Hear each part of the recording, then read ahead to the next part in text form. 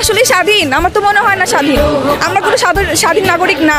আমরা এখনো, আমার মনে হয় যে 1971 সালে যে দেশ স্বাধীন হয়েছে সেটা শুধু শেখ পরিবারের জন্য, আমাদের জন্য না। যদি আমরা স্বাধীন হতাম আসলেই, তাহলে আমরা আমাদের বাক স্বাধীনতা পেতাম।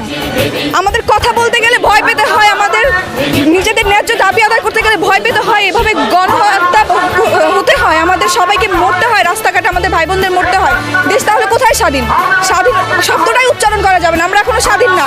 স্বাধীনতা এখন হবে যদি এই সরকার পদত্যাগ হয়। তাহলে এই বিচার আসলে সঠিক বিচার চাইবা আল্লাহর কাছে, আর কারো কাছে না। বিচার আসলে কেউ, এই সরকার কখনোই করতে পারবে না, আর হবেও না সঠিক বিচার। তাই আমি চাই যে সরকার পদত্যাগ করুন। বললাম তো আমি আমার দেশে স্বাধীনই না, নিরাপদ থেকে।